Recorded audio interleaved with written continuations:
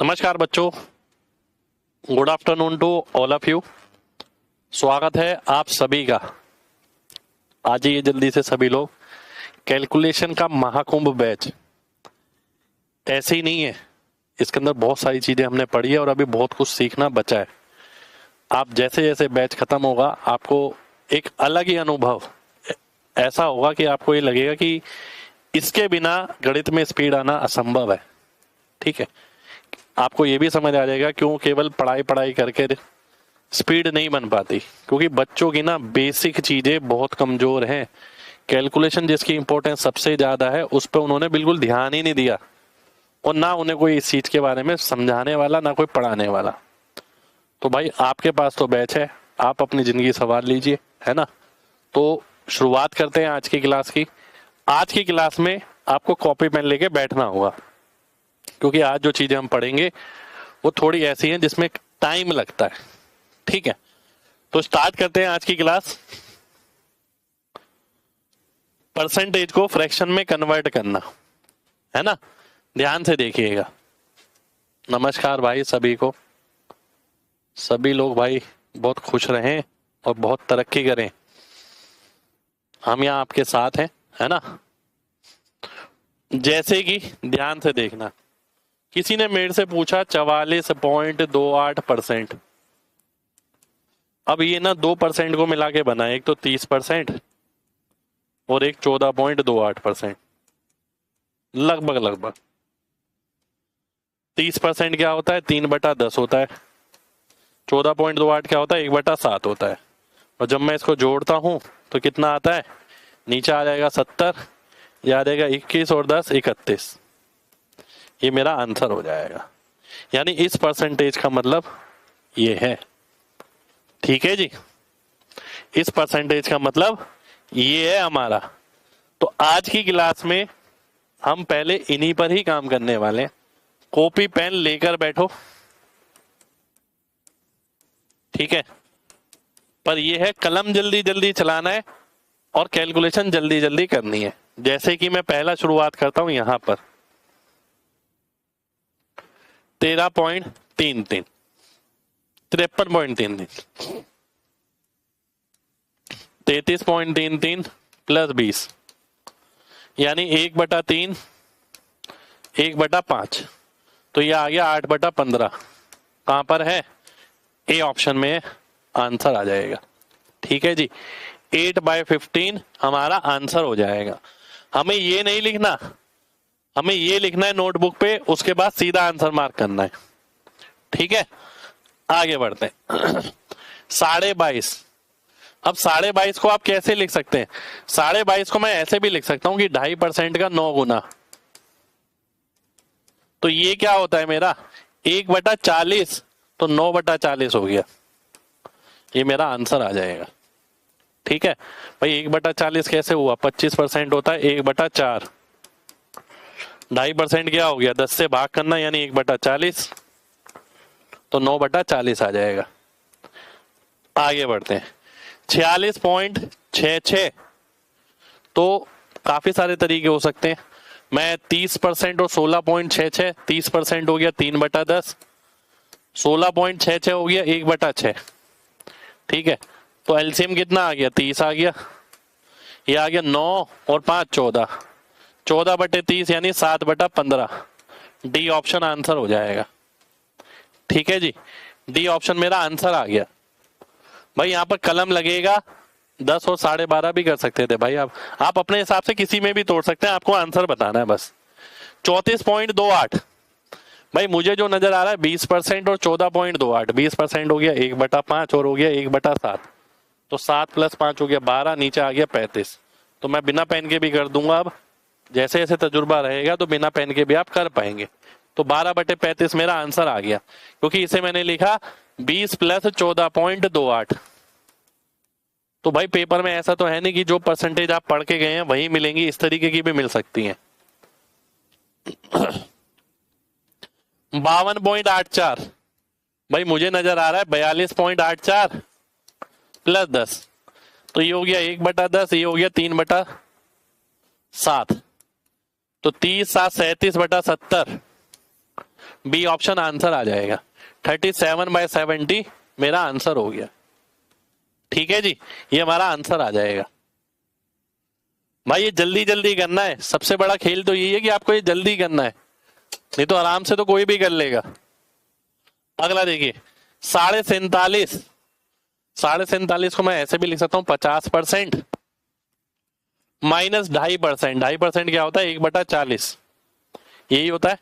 तो 20 minus 1 19/40, A option answer आ जाएगा। ठीक है जी, 19/40 मेरा आंसर हो गया।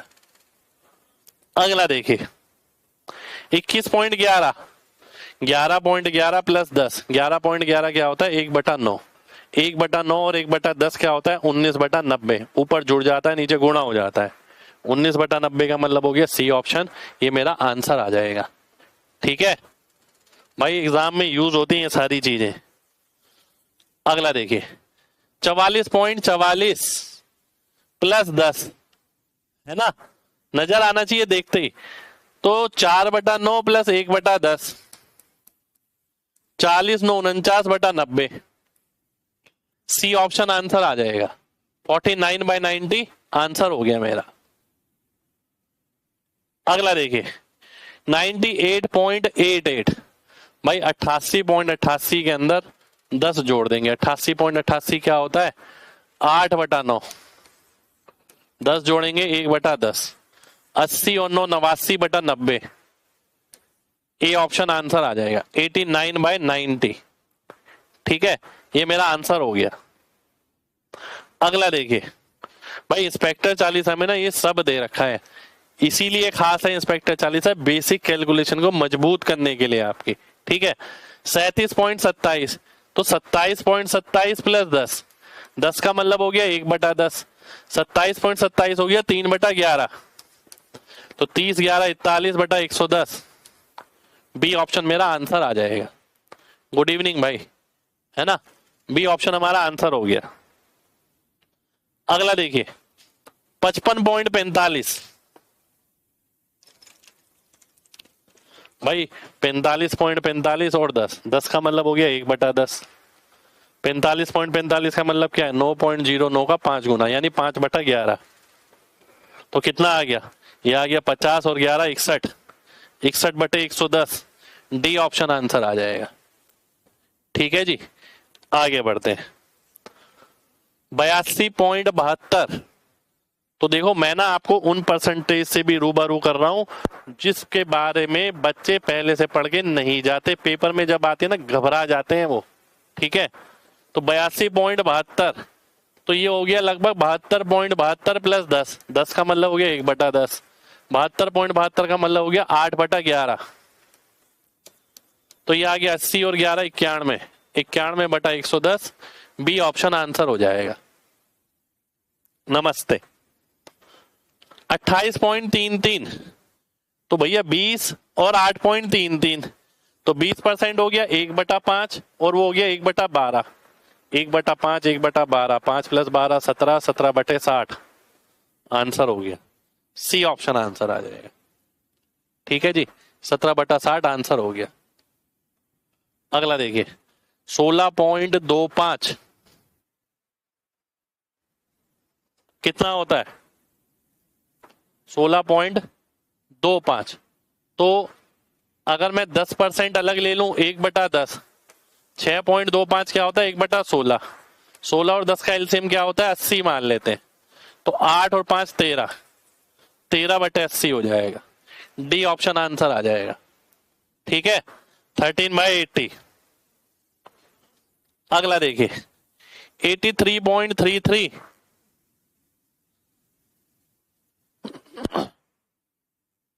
33.33, 1/3 और प्लस 50, 1/2, तो 5 ऊपर हो गया 6 नीचे आ गया, आंसर आ गया 5/6।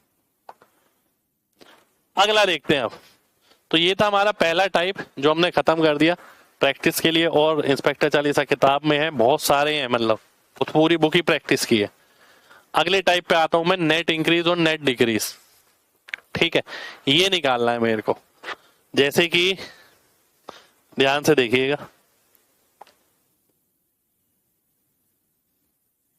पहला सवाल है ये मेरे सामने, 6 सही 1/4 और 10%।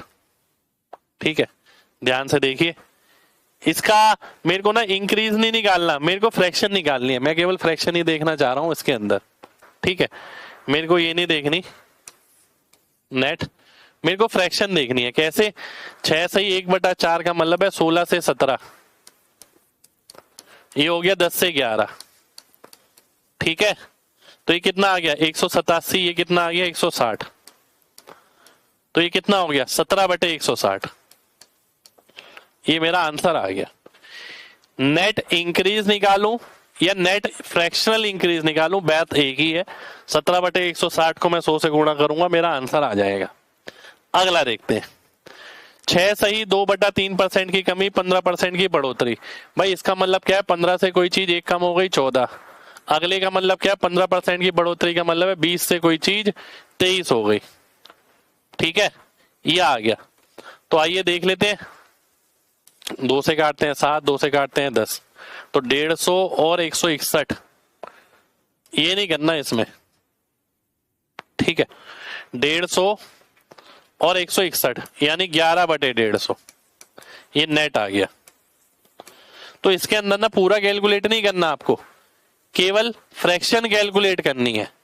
ठीक है, तो 6 सही 2/3, 15 से कोई चीज 14 हो गई, 15% की बढ़ोतरी 20 से कोई चीज 23 हो गई। जो कट रहा है काट दिया और आंसर निकाल लिया।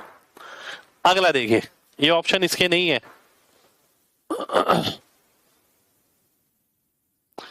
16 सही 2/3, 6 से कोई चीज 7 हो गई, 20% की बढ़ोतरी 5 से कोई चीज 6 हो गई, तो कितनी बढ़ोतरी आई 2/5। 2/5 कहां पर है, डी ऑप्शन में आंसर आ जाएगा।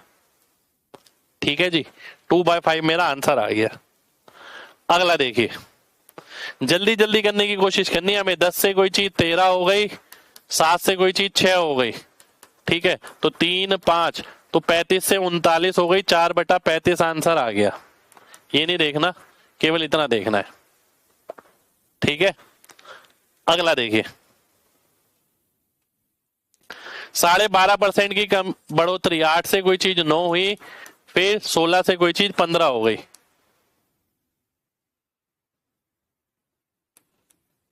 ठीक है, तो ये कितना हो गया 15 नीम 135, 16 अट्ठे 128, तो 7/128 हो रहा है नेट इंक्रीज, क्योंकि यहीं से 100 से गुणा करके परसेंटेज निकलती है मेरी। ठीक है, अगला देखिए, पर ये करनी जल्दी जल्दी है जब आपको प्रैक्टिस करनी है। ठीक है, देखते ही क्लिक होना चाहिए। फ्रैक्शन कितनी है भाई, 9 से कोई चीज 10 हो गई, अगली चीज 5 से 6 हो गई, 3 दूनी 6, 3 तिया 9, 5 से घटा 2, 3 से 4 यानी 1/3।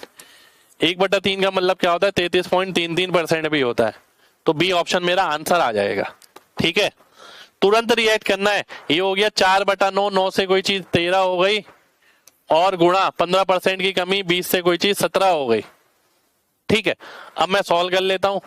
20 नीम 180 हो गया, 13 इंटू 17 221, तो ये आ गया 41/180, ये मेरा आंसर हो जाएगा 41/180, ये हमारा आंसर हो गया।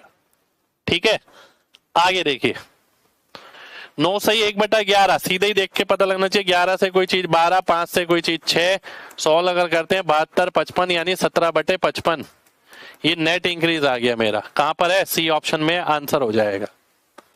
ठीक है जी, तो भाई ये वाला जो पार्ट लिया गया है ना, वो इसलिए लिया गया क्योंकि ये बहुत कैडी चीज है, ये इस्तेमाल होती है लेकिन पेपर में, पर बच्चा इसको बहुत आराम आराम से सॉफ्टली लेके चलता है। आपको सॉफ्टली लेके नहीं चलना, तुरंत तुरंत कलम चलानी है, देखते ही परसेंटेज क्लिक होना चाहिए फ्रैक्शन है कितनी, क्योंकि एक एक पे काम कराया है मैंने। अब पहली देखिए 16 से 17, अगली देखिए 5 से 6, काटते हैं 2 तिया 2 अट्ठे 51 और 40 यानी 11/40।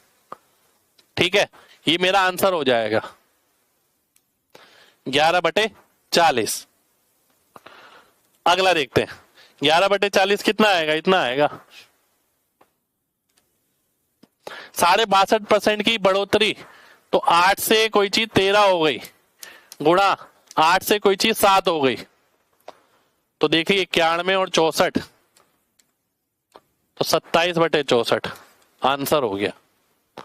ठीक है, जब आप घर पे प्रैक्टिस करेंगे इसकी इसी तरीके से करेंगे भाई।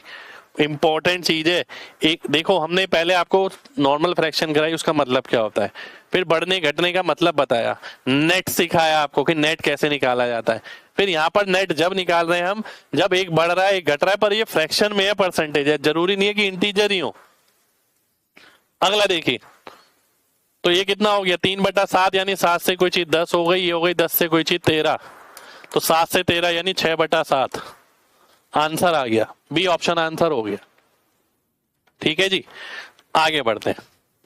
7 से कोई चीज 8 हो गई, 3 से कोई चीज 4 हो गई, तो 32, 21, 11/21 आंसर आ गया।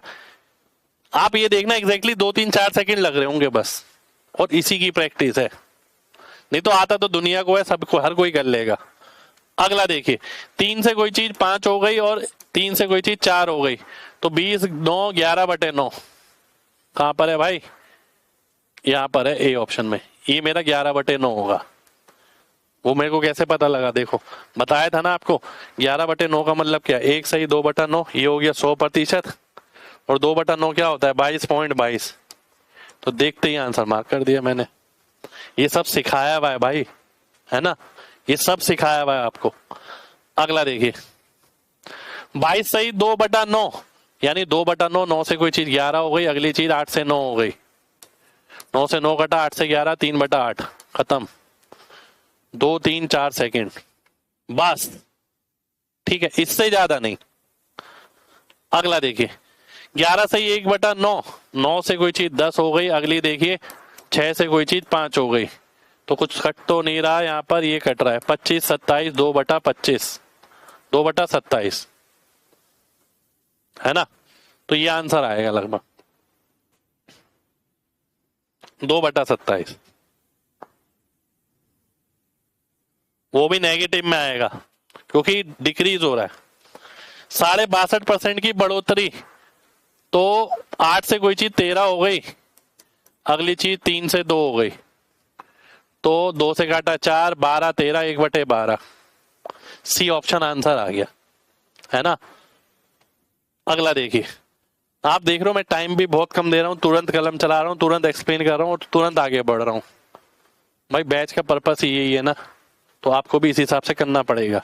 62.5%, 12% यानी 8 से कोई चीज 9 हो गई, 8 से कोई चीज 11 हो गई, तो 99, 64, 27 बचा, 27/64, ये मेरा आंसर आ जाएगा, है ना। ये 64 हो गया,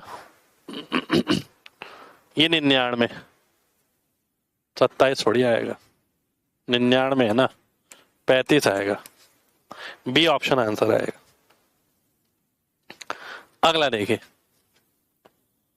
57 1/7, जो कि 4/7 होता है, 7 से कोई चीज 11 हो गई, अगली चीज देखते हैं तो 6 से 7 हो गई, 7 से 60 कटा, 5/6 आंसर हो जाएगा। कितना बढ़ा, 5/6 बढ़ गया।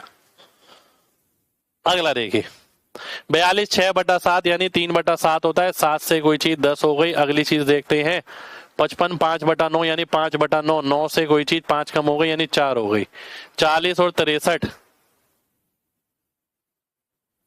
यही है ना भाई, 7, 3, 9 से 5 कम हो गई, ठीक है, 63 और 23 ये आएगा, कैलकुलेट करने पे आंसर आएगा। अगला देखिए, 16 से कोई चीज 17 हो गई, अगला देखिए 11 से कोई चीज 16 हो गई, तो 11 से 17 यानी 6/11, 6/11 क्या होगा 54.54, क्योंकि 1/11 होता है 9.09, उसका 6 गुना। चलिए, तो इसे हम खत्म करते हैं, ये वाला चैप्टर हमने खत्म कर लिया है परसेंटेज का, ठीक है। उम्मीद करता है सभी को मजा आया होगा, ठीक है। अब अगले चैप्टर पर आते हैं, सेकंड पार्ट पे, यानी हैक बुक पर भाई ये जो चीजें कराई ना, जो बच्चा ऐसा करेगा सिलेक्शन उसी का ही होना है। आपको चाहे आसान लगे, मुश्किल लगे, धीरे लगे, तेज लगे, पर ऐसा करना पड़ेगा अगर सिलेक्शन लेना है तो। भाई जो सिलेक्शन लेता है उसका माइंड उस मोमेंट पे ऐसे ही चलता है, पर उसके लिए तैयारी अभी से होती है, डेली बेसिस पर। जो अगले एग्जाम की तैयारी कर रहे हैं, अगले सीजीएल की और किसी एग्जाम की, अभी 7-7 8-8 महीने बचे हैं, तो आप अभी से इन चीजों को लगातार करेंगे तो मैं देखता हूं आपकी स्पीड कैसे नहीं बनेगी। स्पीड पे काम करा रहे हैं भाई, स्पीड बनेगी क्यों नहीं। आइए, प्रणाम भाई।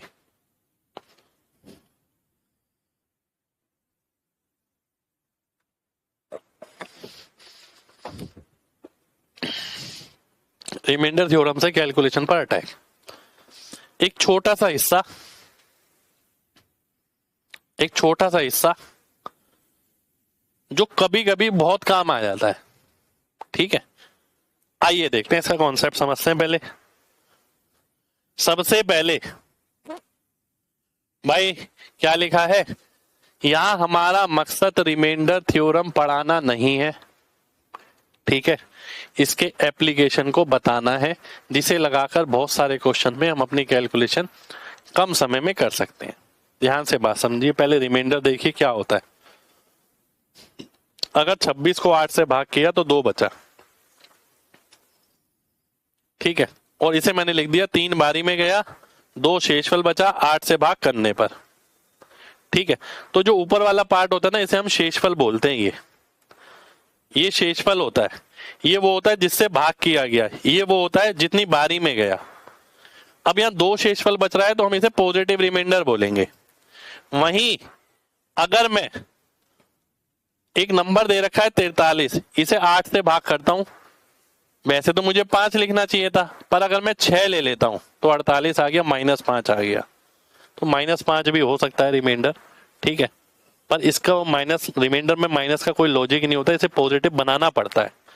तो भाई ये नेगेटिव रिमाइंडर आ गया -5। अब इसे अगर पॉजिटिव बनाना है तो इसके अंदर क्या करेंगे, 8 जोड़ देंगे जिससे भाग किया गया, तो 3 आ जाएगा इसका नेट रिमाइंडर पॉजिटिव वाला। यही चीज आप यहां पर भी देख सकते हैं। अगर 8 है, 26 है, अगर मैंने 8 चौक कर दिया तो 32 आ गया। 32 का मतलब हो गया -6 आ गया। तो मैं माइनस रिमाइंडर निकालना है तो ऐसे निकालना पड़ेगा, पॉजिटिव रिमाइंडर तो ऐसे। अब ये -6 का मतलब है पॉजिटिव में कितना होगा, -6 में 8 जोड़ दो यानी +2, तो +2 ही आया था यहाँ पर भी देखिए। तो नेगेटिव और पॉजिटिव रिमाइंडर का कंसेप्ट ये होता है। आइए आगे देखते हैं, how to find reminder in calculation. कभी भी अगर कैलकुलेशन है तो उसमें रिमाइंडर कैसे निकलेगा। बहुत सारे एग्जाम्पल लिखे हैं आपके सामने, ध्यान से देखना। दोनों पॉजिटिव रिमाइंडर के हिसाब से करें। देखो भाई, दोनों में मैं पॉजिटिव लेके चल रहा हूँ। 43 को 8 से भाग करूंगा 3 बचेगा, 57 को 8 से भाग करूंगा 1 बचेगा, और 3 और 1 को गुणा करूंगा तो 3 बचेगा। तो नेट रिमाइंडर आ गया 3, ठीक है।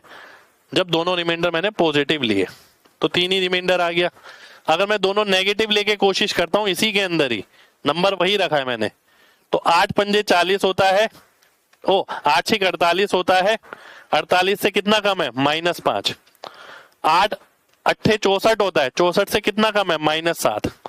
-5 को -7 से गुणा करूंगा 35 आएगा, और 35 को वापस 8 से भाग करूंगा फिर से 3 आएगा। तो मैं उसी को बहुत पॉजिटिव लेके भी कर सकता था, बहुत नेगेटिव लेके भी कर सकता था, और ऐसे भी कर सकता हूं एक पॉजिटिव और एक नेगेटिव। वो भी देखिए, अगर मैं पहले वाला पॉजिटिव लेता हूं अगले वाला नेगेटिव, भाई 8 से भाग किया +3, और मैंने इसे नेगेटिव कर दिया। 8 8 64 होता है, 64 की जगह -7 लिख दिया मैंने, और 3 सत्ते क्या हो गया, -21। -21 को 8 से भाग करूंगा क्या बचेगा, 8 दूनी 16 बचा -5, और -5 को पॉजिटिव में करूंगा तो 8 जोड़ना पड़ेगा, 3 आ जाएगा। फिर से रिमाइंडर तो वही आया। अब इसी को मैं ऐसे कर लेता हूं कि आगे वाला नेगेटिव पीछे वाला पॉजिटिव। 8 6 48 बड़ा नंबर लूंगा, उससे नेगेटिव आएगा यानी -5। 8 7 56 1 बचेगा, ये आ गया -5। और -5 का मतलब क्या होता है, इसके अंदर ऐड 8 जोड़ दो क्योंकि 8 से भाग हो रहा है, 3 रिमाइंडर आ गया। यानी अब कभी भी मेरे को रिमाइंडर निकालना है ना, अब वो बच्चे की मर्जी है, चाहे वो पॉजिटिव रिमाइंडर ले चाहे नेगेटिव ले, चाहे दोनों पॉजिटिव ले, तीनों पॉजिटिव ले, 3 नंबर है तो दोनों नेगेटिव ले, एक पॉजिटिव एक नेगेटिव ले, तो वो फ्री है, वो कुछ भी ले रिमाइंडर, चाहे पॉजिटिव या नेगेटिव, आंसर सेम आना। आंसर देखिए सब में 3 3 ही आ रहा है, 3 3 3 3। तो हमारे आंसर पे कोई फर्क नहीं पड़ने वाला उसका, ठीक है। आइए ध्यान से देखते हैं, अब थोड़ी प्रैक्टिस कराए थे पहले। ये कैलकुलेशन है, इसे 5 से भाग करना है। 15 पंजे 75, 3 बचा, 5 चौक 20, 4 बचा, 5 सत्ते 35, 3 बचा, तो 3 चौक 12, 12 तिये 36, 36 को 5 से भाग किया, 1 बचा, तो रिमाइंडर आ गया 1। ठीक है, तो रिमाइंडर कैसे निकाला जाता है ये देखिए अब। ठीक है, ये समझा रहा हूं। 17 से भाग किया, क्या बचा, 8 बचा। अब ध्यान से देखना यहाँ 8 बचा, ये इससे कितना कम है, 6 कम है, तो रिमाइंडर भी 6 कम बच जाएगा, यानी 2 बच गया। 17 को इससे देखा, 17 पंजे 85, 9 बच गया। और ये 67 था, 67 ना लेके मैंने 68 ले लिया और -1 ले लिया। जो करीब है ना उसके हिसाब से लेते हैं, पॉजिटिव नेगेटिव नहीं देखते, उसके पास वाला नंबर देख लेते हैं कौन सा पड़ेगा। ठीक है, तो 68 के हिसाब से -1, तो 8 दूनी 16, 16 नहीं में 144, -144। 17 से भाग करा, 136 आएगा। ठीक है, बचा क्या, -8। अब -8 तो रिमाइंडर हो नहीं सकता, इसमें +17 करेंगे तो 9 रिमाइंडर आ जाएगा। तो यानी मैंने आपको यहाँ पर ये सिखा रहा हूँ, इस तरीके की कैलकुलेशन है, भाग करना है तो रिमाइंडर कैसे निकाला जाता है। भाई ये पूरी कैलकुलेशन तो नहीं आने वाली, पूरा नंबर नहीं आने वाला, पूरा सॉल्व नहीं होने वाला, लास्ट में रिमाइंडर बचेगा और ये आंसर आएगा इस तरीके का, AB/C। तो ये वाली जो टर्म है ना रिमाइंडर, वो हम निकाल लें, वो है ये 1, वो है ये 9। आगे देखिए 73, 75, 78, 57, 197। भाई 34 से भाग किया 5, इससे 2 ज्यादा है तो 2 ज्यादा बच गया, इससे 3 ज्यादा है तो 3 ज्यादा बच गया। 34 के हिसाब से 68 होता है, 68 से 11 कम है तो -11, और 34 के हिसाब से -7 बच जाएगा। अब जब मैं इसे सॉल्व करता हूं ध्यान से देखना, 1 × 10 × 9 आ जाएगा, यानी 90। 90 को 34 से भाग करता हूं तो 22 आ जाएगा। तो यानी जब मैं इसका आंसर लिखूंगा ना तो A/22/C आ जाएगा। ये रिमाइंडर रहा होगा। C क्या है यहाँ पर, C है मेरा 34। ठीक है, इस प्रकार का आंसर आने वाला है। तो यहाँ नंबर पास है, तो हम यहाँ एक नंबर का रिमाइंडर निकालेंगे और बाकी रिमाइंडर निकालने के लिए ये मैंने बता दिया है आपको कि ये पास नंबर थे तो इसका निकाला। अब दोबारा से इसे भाग नहीं करूंगा, ये इससे 2 ज्यादा है तो रिमाइंडर भी 2 ज्यादा, ये इससे 3 ज्यादा है तो रिमाइंडर भी 3 ज्यादा। तो मैं ऐसे भी कर सकता हूं, कॉन्सेप्चुअल चीज है वो। आगे देखिए ये सब है, देखो ये भी सब पास है। ठीक है, मैंने इसे भाग करा, एक रिमाइंडर आया। अब मैं इसे दोबारा से भाग नहीं करूंगा, ये इससे 1 ज्यादा है तो 2 रिमाइंडर, ये इससे 2 ज्यादा है तो 4 रिमाइंडर। तो ऊपर आया 8, नीचे आया 7, तो रिमाइंडर बचा 1। यानी इसका जब आंसर आएगा तो A यहां पर आएगा, 1 यहां पर आएगा और 7 यहां पर आएगा। इस तरीके का आंसर आने वाला है इसका। ठीक है, आगे देखता हूं 83 × 87/16। 83 × 87/16। 16 से भाग किया, 3 बचा, इससे 4 ज्यादा है तो 7 बचेगा।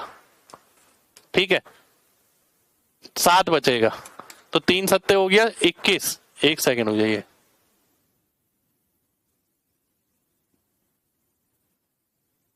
ठीक है 21 आ गया। 16 से भाग करेंगे, 5 शेषफल बचेगा, 7 नहीं बचेगा, 5 शेषफल बचेगा।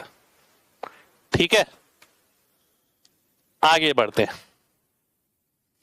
अब ध्यान से देखना, इसका पेपर में एप्लीकेशन कहां कहां हम कर सकते हैं ये सीखना है हमें।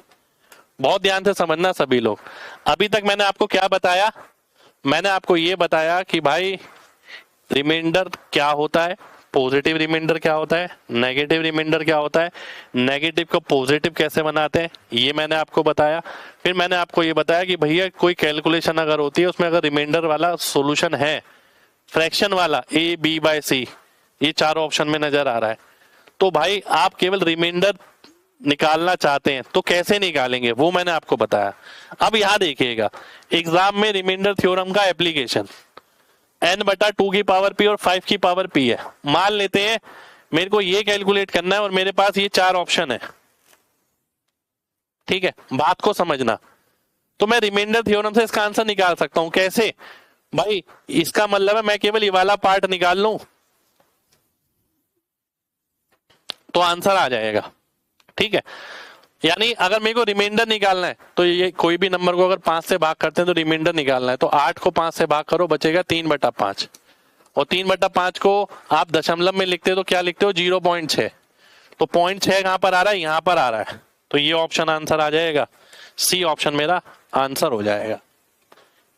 ठीक है जी, सी ऑप्शन हमारा आंसर आ गया। तो कैलकुलेशन ये थी मेरे पास, ये 4 ऑप्शन थे, मैंने पूरा कैलकुलेट नहीं किया। हो सकता है यहाँ पर बहुत बड़ा नंबर होता 1 2 3 4 5 6 7 3 7 8, तो मैंने तो केवल आखिरी वाला पार्ट देखा और उसको देख के आंसर कैलकुलेट कर लिया रिमाइंडर थ्योरम से। ठीक है जी, तो काफी जगह काम आता है ये। आगे देखते हैं, मेरे को ये कैलकुलेट करना है, ये 4 ऑप्शन है मेरे सामने, ध्यान से देखना। अब भाई रिमाइंडर अगर मेरे को निकालना है 4 से भाग करने पर, तो क्या करते हैं, आखिरी 2 डिजिट चेक कर लेते हैं। 4 के लिए तो डिविजिबिलिटी क्या होती है, आखिरी 2 डिजिट। 4 से भाग करेंगे 1 बचेगा, 1/4 यानी 0.25। तो 0.25 कहां पर आ रहा है, यहां पर आ रहा है, आंसर हो जाएगा, खत्म। तो अपने टाइम में हम रिमाइंडर थ्योरम से भी काफी सारे क्वेश्चन यूं ही उड़ा देते थे भाई। ठीक है, काफी सारे क्वेश्चन। अब ये तो नहीं कह सकते हम हर क्वेश्चन में लगा पाए, पर जहां लगता है कि हम मार्जिन है कैलकुलेशन कम करने का, वहां लगा देते थे। अब जैसे ये देख रहे हो आप, इतना बड़ा नंबर है, अब मुझे ये निकालना है, ये ऑप्शन दे रखे हैं भाई, 4 से भाग करोगे 2 बचेगा, 2/4 यानी 0.5। 0.5 जिस ऑप्शन में आएगा आंसर हो जाएगा, खत्म। अगर मैं भाग करने बैठूंगा तो आप खुद सोच सकते हैं कितना बड़ा भाग रहने वाला है इसके अंदर। ठीक है, बहुत बड़ा रहने वाला है कैलकुलेशन। अगला देखिए, अब जैसे कि मेरे सामने ये है, कैलकुलेट करना है, तो भाई 5 से भाग करना है, तो आखिरी संख्या को देखते हैं बस। 7/5 करेंगे तो 2 शेषफल बचेगा, 2/5 दशमलव में कितना होता है, 0.4, 40% होता है ना। 0.4 कहां आ रहा है, यहां पर आ रहा है, आंसर आ गया। मैं ये नहीं कहता कि सब जगह काम आएगा, पर काफी जगह आपको हेल्प मिलेगी इसकी अगर आपने पहले से पढ़ रखा है। ठीक है, आप सोचिए कितनी कैलकुलेशन बच गई हमारी रिमाइंडर थ्योरम से ही केवल। अगला देखते हैं, इसको 4 से भाग करना है, ये 4 ऑप्शन है, तो भाई यहां देखते हैं 31 को 4 से भाग करेंगे क्या मिलेगा, 4 7 28, 3/4। 3/4 का मतलब क्या होता है, 75% यानी 0.75। तो आंसर के लास्ट में क्या आना चाहिए, 0.75 आना चाहिए। डी ऑप्शन हमारा आंसर हो जाएगा। ठीक है जी, तो भाई समझ अगर गए तो चीजें बहुत आसान है, और कुछ ऐसा नहीं है कि याद रखना पड़ेगा चीजों को। अगला देखिए, अगला है ये मेरे सामने,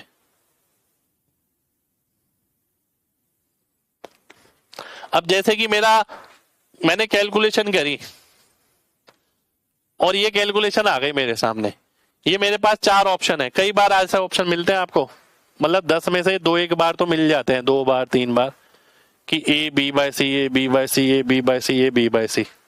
ठीक है, अब ये क्वेश्चन रिमाइंडर थ्योरम से जा सकता है, क्योंकि रिमाइंडर सबका अलग अलग है। ये वाली चीज क्या होती है, रिमाइंडर होती है, मैंने समझाया ना आज आपको। ठीक है, ये वाली चीज क्या होती है, रिमाइंडर होती है। आइए देखते हैं,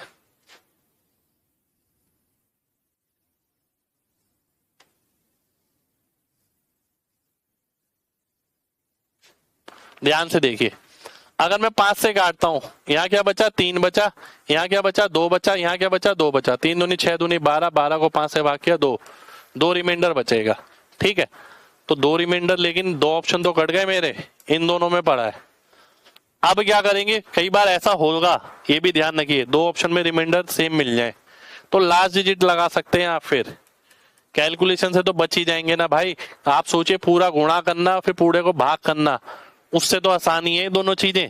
अब मैं लास्ट डिजिट अगर देखता हूं, 8 दूनी 16, 6 6 7 42 यानी 2, लास्ट डिजिट क्या आ रही है, 2 आ रही है, तो 2 देख लो, 5 6 30 और 2 32, 5 7 35 और 2 37, तो ये कट गया, ए ऑप्शन आंसर आ जाएगा अगर रिमाइंडर थ्योरम से रिमाइंडर मैच होता है तो।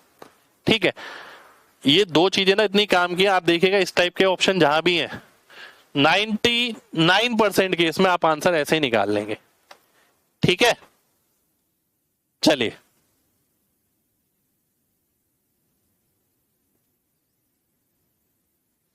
आगे देखते हैं।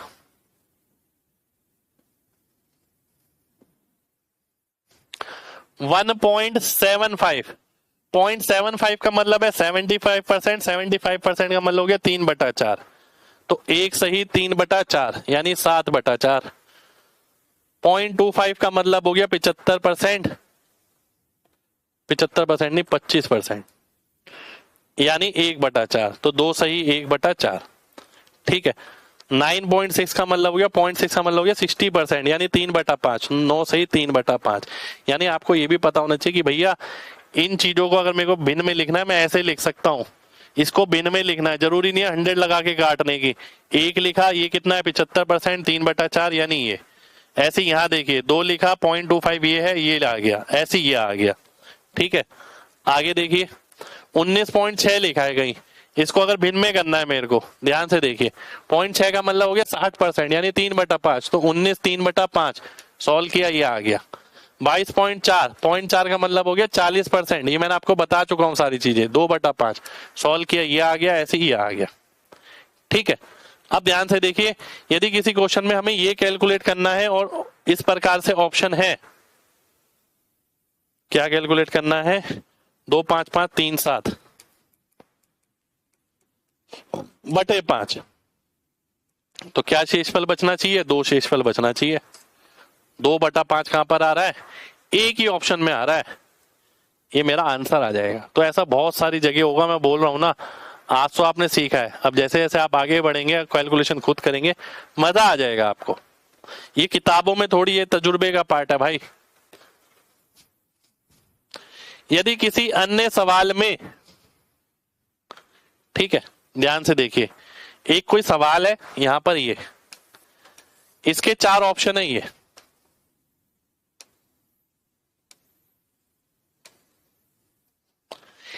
ये ऑप्शन इस प्रकार से है कि फ्रैक्शन में नहीं है, ठीक है, पर कैलकुलेशन है हमारे पास यहाँ a गुणा b गुणा c बटा कुछ, ठीक है, मान लेते हैं ये कुछ भी है। तो हम क्या करेंगे भाई, 0.125 का मतलब होता है 1/8, यानी यहाँ जो रिमाइंडर बचेगा 1 बचेगा, यहाँ रिमाइंडर बचेगा 2 बचेगा, ठीक है, यहाँ रिमाइंडर बचेगा 5 बचेगा, 5/8 है ये, यहाँ बचेगा 4/8 बचेगा, 4 बचेगा। तो अब हम क्या करेंगे, जरूरी नहीं है कि वैसे वाले क्वेश्चन में ही हम लगा पाए, अगर कहीं हमें दशमलव वाले भी ऑप्शन दे रखे हैं तो इनको भी हम ऑप्शन को रिमाइंडर के हिसाब से देख सकते हैं। इसका रिमाइंडर मतलब हो गया 1/8, 2/8, 5/8, 4/8, पर नीचे वाली चीज सेम रखी, जिससे 8 के रिस्पेक्ट में ही हम कैलकुलेट कर पाए। अब मैं क्या करूंगा, 8 से कैलकुलेट करूंगा, यहाँ रिमाइंडर क्या बचेगा, पूरी कैलकुलेशन नहीं करूंगा दशमलव में। अगर रिमाइंडर 1 आया तो ऑप्शन ए आंसर हो जाएगा, अगर रिमाइंडर 2 आया तो ऑप्शन बी आंसर हो जाएगा, 5 आया तो ऑप्शन सी आंसर हो जाएगा, 4 आया तो ऑप्शन डी आंसर हो जाएगा। ठीक है,